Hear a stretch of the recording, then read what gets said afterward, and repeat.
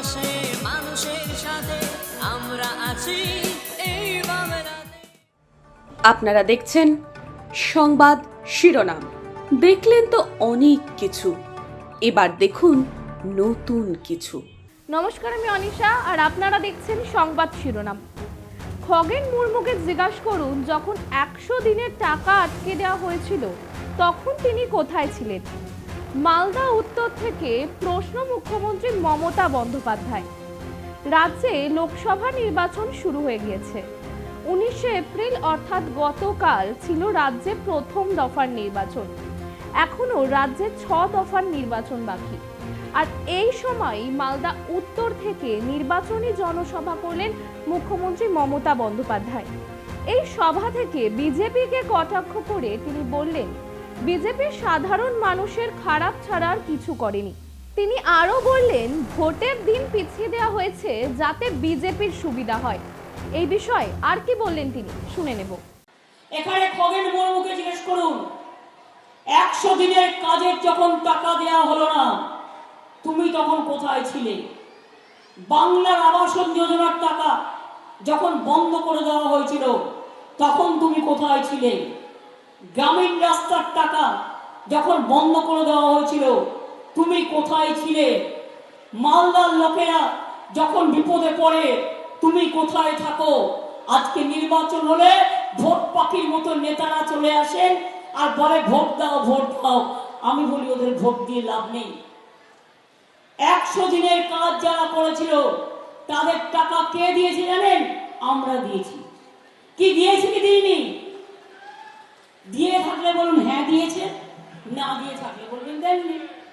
হয়ে গেল, টাকা দিয়ে দিয়েছি তো। 3 বছর ধরে 100 দিনের কাজ বন্ধ।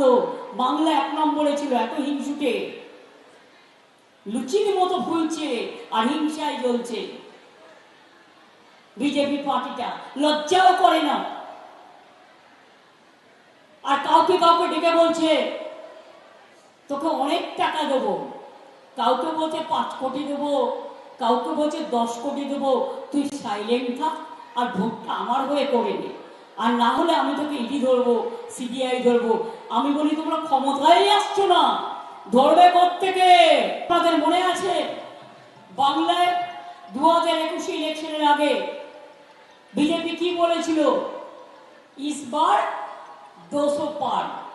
আমাদের এখানে 294টা সিট ছিল আর পেয়েছিল কত? 80ও পেরোতে পারেনি। 100 পেরোনো তো দূরের কথা। আর আজকে ভারতবর্ষে 543টা সিটে ইলেকশন হচ্ছে। আগের বারে সবচেয়ে বেশি সিট পেয়েছিল বিজেপি, 303। আর এবার বলছে ইসবার 400 পার। আমি বলি আগে 200 পার করো, তারপরে তো পুকুরে সাঁতার কাটবে। আগে 200 পার করো, তারপরে সাঁতার কাটবে। বিজেপি কার জন্য কি করেছে? ক্ষতি করা ছাড়া কারো ভালো করেছে? কাঠ ফাটা রৌদ্র। আমাদের দুর্ভাগ্য, প্রতি বছর ঠিক এই সময়টা ইলেকশন খেলা হয়।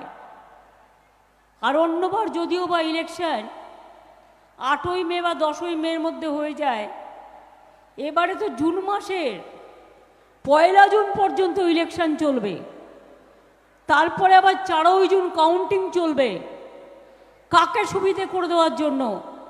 এত গরমে মানুষের কষ্ট হচ্ছে বুঝতে পারে না বিজেপিরা?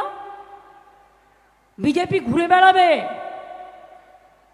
মাননীয় প্রধানমন্ত্রী মহাশয় সারা দেশে ঘুরে বেড়াবেন, পার্টির হয়ে প্রচার করবেন, তাই তাকে সময় দেওয়ার জন্য। মনে রাখবেন, তাদের তো কোনো অসুবিধে হয় না।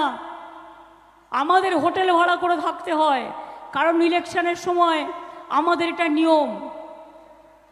আমরা এই কালচারটা মেনটেন করি। আর প্রধানমন্ত্রী কিন্তু আর্মির প্লেন ব্যবহার করেন, প্রধানমন্ত্রীর প্লেন ব্যবহার করেন, সব সুযোগ সুবিধা নেন, যেমন ওদের সব মন্ত্রীরা নেয়। যদিও মনে রাখবেন, এখনকার কেন্দ্রে যে সরকার আছে, যাদের নির্বাচন, এটা কিন্তু ইলেকটেড গভর্নমেন্টের টার্ম শেষ হয়ে গেছে। এখন ইলেকশন যখন শুরু হয়েছে তখন কিন্তু এটা কেয়ারটেকার গভর্নমেন্ট। কিন্তু দুর্ভাগ্য কেয়ারটেকার গভর্নমেন্ট যা ইচ্ছে তাই করে যাচ্ছেন।